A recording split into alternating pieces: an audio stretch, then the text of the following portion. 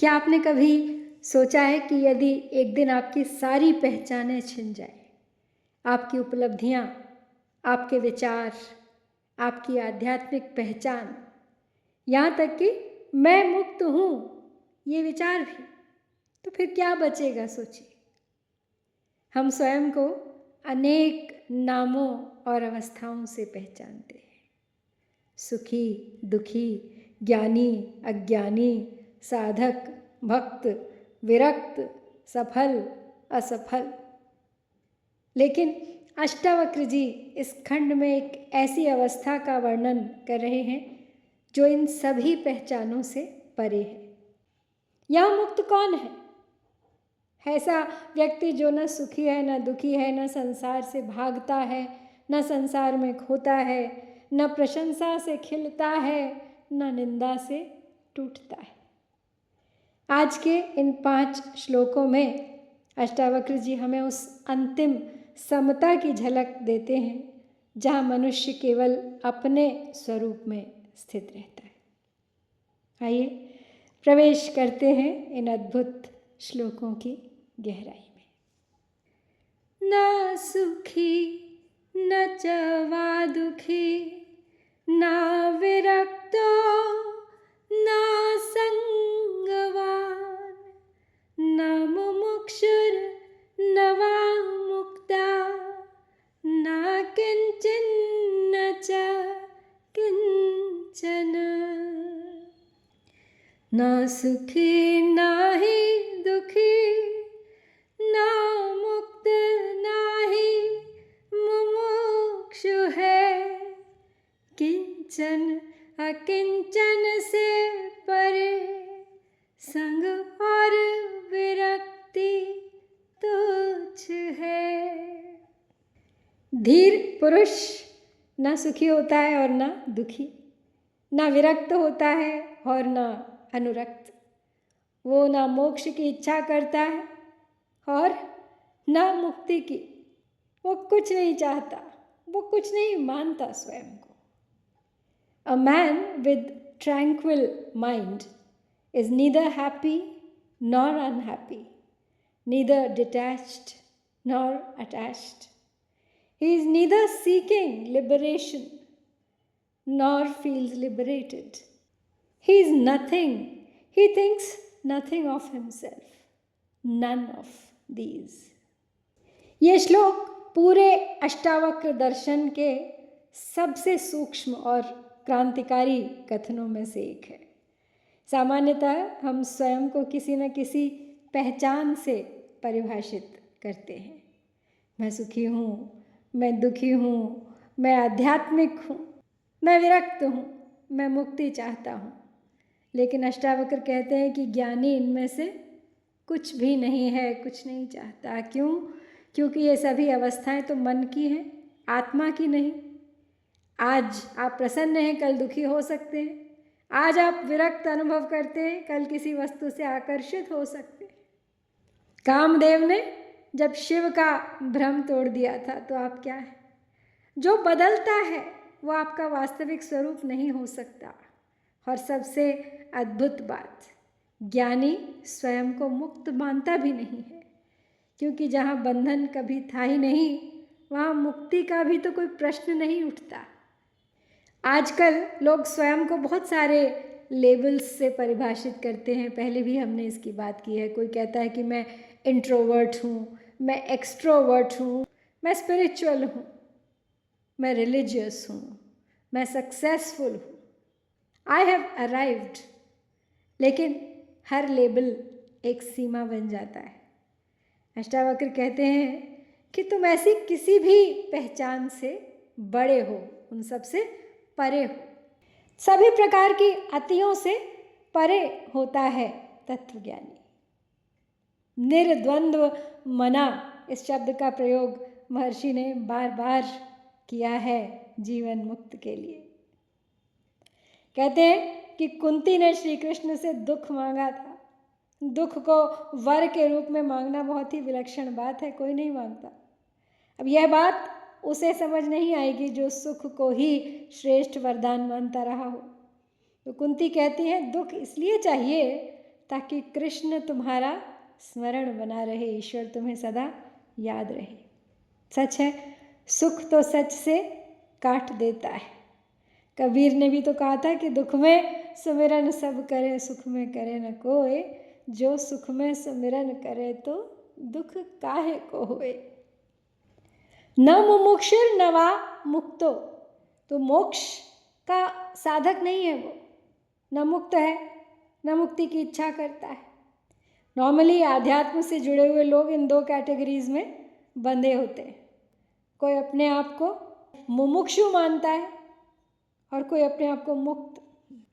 कोई बोलता है मैं तो सब बंधनों से मुक्त हो गया, कोई कहता है कि मैं अभी भी बंधा हूँ, मुझे ये सब बंधन काटने हैं। न किंचन न किंचना, मतलब वो ना कुछ है और ना ही कुछ नहीं है। बहुत ही महत्वपूर्ण है सूत्र का ये अंश। यदि वो सब कुछ है और जब वो सब कुछ है तो वो कुछ नहीं है, ऐसा क्यों?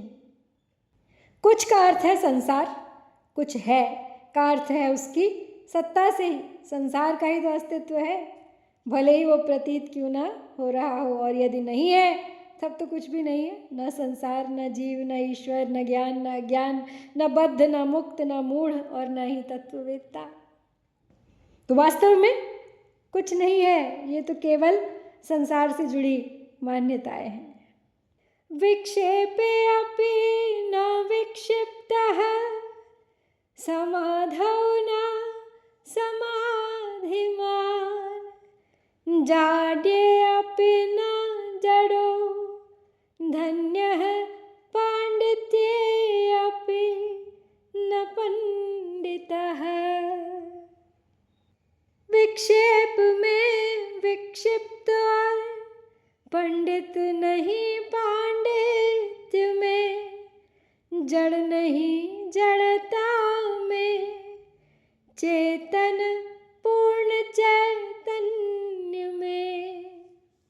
धीर पुरुष यानी जीवन मुक्त विक्षेप में विक्षिप्त नहीं होता। विक्षेप किसी भी प्रकार का डिस्टर्बेंस, कोई बाधा। वो समाधि में समाधिस्थ नहीं होता, उसकी लौकिक जड़ता में वो जड़ नहीं है और पांडित्य में पंडित भी नहीं मानता स्वयं को। So a man with tranquil mind does not get distracted by disturbances. In meditation, he does not meditate. He doesn't have to meditate. It happens on its own. A blessed man neither gains stupidity by his worldly acts, nor does he get wisdom. सामान्यतः हम दो अवस्थाओं में जीते हैं, या तो मन बिखरा हुआ होता है या हम उसे एकाग्र करने का प्रयास करते हैं। लेकिन ज्ञानी इन दोनों से परे होता है। यदि बाहर शोर है तो वो विचलित नहीं होता, यदि ध्यान की गहरी अवस्था है वो उससे भी अपनी पहचान नहीं बनाता। तो यहाँ अष्टावक्र एक बहुत ही सूक्ष्म से खतरे की ओर संकेत कर रहे हैं। कई बार व्यक्ति अपनी समाधि, अपने ज्ञान, अपने ध्यान पर भी अहंकार बना लेता है, लेकिन ज्ञानी न ज्ञान में अज्ञानी है न ज्ञान में ज्ञानी। वो केवल साक्षी है। जो हो रहा है वो हो रहा है, ध्यान हो रहा है नहीं हो रहा है, समाधि हो रही है नहीं हो रही है, वो सबको जानता है, समझता है, प्रयास करता है, लेकिन फिर भी स्वयं में स्थित ही बना रहता है। हमारे आजकल के आधुनिक जीवन में लोग बहुत तनावग्रस्त रहते हैं, लेकिन फिर भी अपनी पहचान बना लेते हैं, आध्यात्मिक उपलब्धियों को भी। तो अष्टावक्र जी कहते हैं कि स्थिति बदलती रहे भले ही, लेकिन तुम स्थिति मत बनो, तुम स्थित रहो स्वयं में। किसी भी तरह की पहचान एक तरह का स्टैग्नेशन है, एक तरह की लिमिट है, एक स्थिति है। और मुक्त को बस यही जानना है कि वो किसी भी प्रकार की स्थिति नहीं है, बल्कि स्थितियां बदलती रहें लेकिन वो स्वयं में स्थित रहे। इस मामले में तो मनुष्य अपनी तुलना पशु पक्षियों से भी ना करे। कहीं बढ़कर है वो हमसे। पुराणों में प्रलय और सृष्टि का वर्णन यदि आपने पढ़ा है तो आप जानते होंगे कि प्रलय में सब बीज रूप हो जाता है और बीज में क्षमता होती है अनंत समय तक सुरक्षित रहने की, और जब परिस्थिति अनुकूल होती है तो सृष्टि बीज रूप से महत रूप में परिवर्तित हो जाती है। समाधि में भी सब अत्यंत सूक्ष्म हो जाता है, इसीलिए वहाँ एक परमानंद की अनुभूति होती है, लेकिन वहाँ भी द्वैत है, लेश मात्र ही सही। यही कारण है कि समाधि से उठने के बाद तपस्वी श्राप देते हैं, कामिनी के चक्कर में पड़ जाते हैं, लेकिन तत्वज्ञानी वो समाधिस्थ नहीं होता, वो विक्षेप और समाधि इन दोनों ही स्थितियों से परे होता है। न पंडितः, वो पंडित नहीं होता। पांडित्य अपि, यानी पांडित्य होने पर भी, बुद्धिमान होने पर भी वो पंडित नहीं होता। शास्त्रों का विवेचन करने और उनका प्रतिपादन करने पर भी कोई पंडित नहीं बन सकता। पंडित का अस्तित्व शास्त्र ज्ञान को लेकर माना जाता है, जबकि तत्ववेत्ता के लिए शास्त्र का तथाकथित ज्ञान अब अपना अर्थ खो चुका है। तो श्री कृष्ण कहते हैं त्रैगुण्य विषया वेदा निस्त्रैगुण्यो भवार्जुन, अर्थात 3 गुणों का प्रतिपादन करते हैं वेद। अर्जुन, तू इन 3 गुणों से रहित हो जा। बस यही अर्थ है कि तत्ववेत्ता पंडित नहीं होता, पांडित्य होने पर भी। मुक्तो यथा स्थिति स्वस्थः कृतकर्तव्यनिवृत्तः समः सर्वत्र वैतृष्ण्यान्न स्मरत्यकृतं कृतम्। समभाव हर स्थिति में ज्ञानी जो मिला संतोष है, कृत और अकृत कर्मों में निस्पृह मन विरक्ति कोश है। तो जीवन मुक्त यानी तत्वज्ञानी धीर पुरुष सभी स्थितियों में अपने स्वरूप में स्थित रहता है, कर्तव्य रहित होने से शांत होता है, सदा समान रहता है, तृष्णा रहित होने के कारण वो क्या किया और क्या नहीं इन बातों का स्मरण नहीं करता। A man with tranquil mind remains established in his own self. Being without any duty, he is at peace. He is always the same as he is without greed. He does not recall what he has done or not done. हमारे जीवन का बहुत बड़ा भाग 2 बातों में बीतता है, मुझे क्या करना चाहिए, मुझसे क्या छूट गया। बस यही मानसिक बोझ अधिकांश लोगों की शांति छीन लेता है। ज्ञानी वर्तमान में स्थित होता है, वो जो करना है करता है, लेकिन उसके भीतर कर्तापन का बोझ नहीं रहता। वो रात को सोते समय ये सूची नहीं बनाता कि ये किया, ये नहीं किया, ये होना चाहिए था, क्योंकि उसकी तृप्ति कार्यों से नहीं स्वरूप से आती। आजकल बहुत ज़्यादा बर्नआउट है, एंग्जाइटी है, गिल्ट है, और इस सब का बड़ा कारण यही है कि हम अपने मूल्यों को अपनी उपलब्धियों से जोड़ देते। लेकिन ये श्लोक बस वही बात कहता है जो भगवद गीता ने भी कही है, कार्य करो लेकिन अपने अस्तित्व को कार्यों पर मत टिकाओ। तुम्हारा अस्तित्व कर्तापन से कहीं ऊपर है, कर्ता तो तुम हो ही नहीं। संतोष तब तक मिल ही नहीं सकता जब तक कि तृष्णाएं बाकी हैं। न स्मरति अकृतम कृतम, मतलब किए हुए और ना किए हुए कर्मों का वो स्मरण नहीं करता। अब कहते हैं कि जिन्हें कर दिया या फिर जिन्हें नहीं किया जा सका उनका स्मरण क्यों करते हैं हम या क्यों नहीं करते हम? वो इसलिए कि वर्तमान में हम असंतुष्ट हैं और हम इसी असंतुष्टि से भागते हैं और अपने अतीत में वो संतुष्टि ढूंढते हैं, या फिर सोचते हैं कि इसको आगे कैसे सुधारा जाए, अगर ऐसा किया होता तो वैसा ना किया होता, तो चलिए अब से ऐसा करेंगे, और इसी से जोड़ते हैं फिर वो अपनी कामनाओं को। और ऐसे ही चढ़ते उतरते कामनाओं के एक विस्तृत सागर में, जहाँ असंतोष ही असंतोष है, खो जाते हैं, उसी में गोते खाते रहते हैं। जो मिला उसे लेके प्रसन्न हो गए, जो नहीं मिला उसे लेके दुखी हो गए, हैरान हो गए, परेशान हो गए, अस्वस्थ हो गए। क्योंकि स्वस्थ तो वही होता है जिसमें वासना नहीं है, तृष्णा नहीं है, और इस तरह की भूख नहीं है। जो बीत गई सो बात गई। न प्रियते वन्द्यमानो निन्द्यमानो न कोप्यते, नैवो द्विजति मरणे जीवने नाभिनन्दति।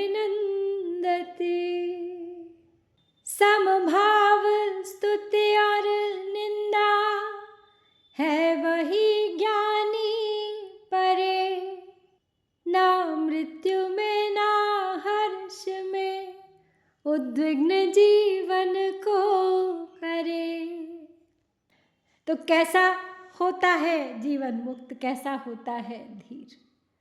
जो वंदना करने से प्रसन्न नहीं होता, निंदा करने से क्रोधित नहीं होता, मृत्यु से उद्वेग नहीं करता, और जीवन का अभिनंदन नहीं करता।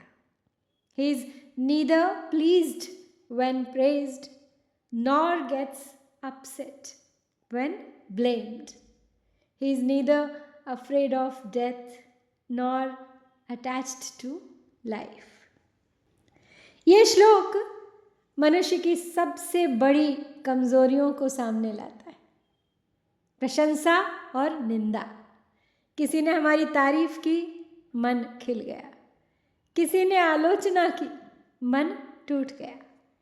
इसका अर्थ है कि हमारी खुशी अभी भी दूसरों के हाथ में है। ज्ञानी की स्थिति भिन्न है, वो प्रशंसा सुनता है लेकिन उससे अपनी पहचान नहीं बनाता। वो आलोचना सुनता है लेकिन उससे टूटता नहीं। और यही बात जीवन और मृत्यु पर भी लागू होती है। उसे जीवन से चिपकाव नहीं, मृत्यु से भय नहीं, क्योंकि वो स्वयं को दोनों से बड़ा जान चुका है। आजकल के सोशल मीडिया के युग में तो ये श्लोक बहुत ही अधिक प्रासंगिक है। लाइक्स और कमेंट्स जब आते हैं तो मन ऊपर नीचे होता है और ललक बढ़ जाती है, ध्यान उसी तरफ लगा रहता है, और ये सब बहुत सामान्य हो गया है। तो अष्टावक्र जी याद दिलाते हैं कि जिसकी शांति दूसरों की राय पर निर्भर है वो अभी स्वतंत्र नहीं है। एक महापुरुष ने अपने जीवन की एक घटना का वर्णन किया है। एक दिन उन्होंने अपने गांव में एक लोहार को धौंकनी चलाते हुए देखा। अब ध्यान गया, जिज्ञासा जगी, बच्चे थे, खड़े हो गए, देखने लगे।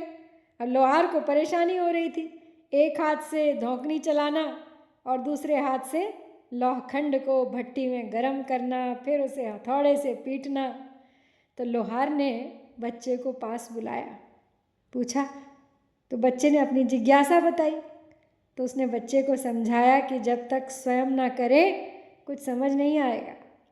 अब बच्चा मान गया, धौंकनी चलाने लगा। बीच बीच में लोहार उसकी प्रशंसा करता।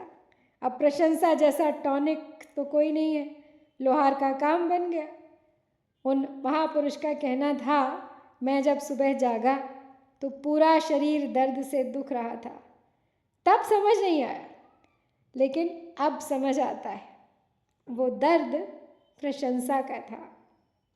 ना प्रियते वंद्यमानो, माने पूजित होता हुआ भी प्रसन्न नहीं होता है वो। तो समझने की बात है कि जो पूजा से, वंदना से प्रसन्न हो जाए वो मुक्त नहीं हो सकता। मुक्तात्मा तो मृत्यु के क्षण में भी उद्वेग को प्राप्त नहीं होता। वो तो कहता है, पसीना मौत का माथे पे आया, आईना लाओ, हम अपनी जिंदगी की आखिरी तस्वीर देखेंगे। न धावति जनाकीर्णं नारण्यम उपशांत धीः यथा तथा यत्र तत्र सम एवावतिष्ठते। नगर वन सब एक जिसकी ज्ञान थी प्रज्ञा महे समभाव स्थित वह सभी स्थान स्वयं स्थित रहे। शांत बुद्धि वाला धीर पुरुष न तो जनसमूह की ओर दौड़ता है और न ही वन की ओर। वो जहाँ जिस स्थिति में होता है वो वहाँ ही समचित्त से आसीन रहता है। A man at peace does not run off to popular resorts or to the forest. Wherever he remains, in whatever condition, he exists with a tranquil mind. ये श्लोक एक बहुत बड़े भ्रम को तोड़ता है। हम सब ये भ्रम पाले बैठे हैं। लोग सोचते हैं यदि शांति चाहिए तो जंगल में जाना पड़ेगा, यदि मुक्ति चाहिए तो संसार छोड़ना पड़ेगा। लेकिन अष्टावक्र कहते हैं कि ज्ञानी न भीड़ की ओर भागता है और न ही जंगल की ओर, क्योंकि समस्या तो स्थान में है ही नहीं, समस्या तो मन में है। यदि मन अशांत है तो हिमालय में भी अशांति साथ जाएगी, और यदि मन शांत है तो बीच बाजार भी वो शांति बनी रहेगी। तो मुक्त पुरुष परिस्थिति बदलकर शांत नहीं होता, वो भीतर से शांत होता है। आधुनिक जीवन में तो इसकी बहुत अधिक प्रासंगिकता है। आजकल लोग बार बार एनवायरनमेंट बदलते हैं, रोज़ नई नौकरी, नया शहर, नई जगह, हिल स्टेशन, समुद्र का किनारा, लेकिन मन तो वही रहता है। तो ये श्लोक हमें यही सिखाता है कि शांति स्थान बदलने से नहीं आती, शांति दृष्टि बदलने से आती है। तो इन 5 श्लोकों में अष्टावक्र जी हमें आध्यात्मिक यात्रा के अंतिम पड़ाव की झलक देते हैं। यहाँ साधक नहीं बचता, साधना भी नहीं बचती, मुक्ति की चाह भी नहीं बचती, केवल एक शांत निर्मल उपस्थिति शेष रहती है। ऐसी उपस्थिति जो न प्रशंसा से बढ़ती है, न निंदा से घटती है, न जीवन से उत्साहित होती है, न मृत्यु से भयभीत।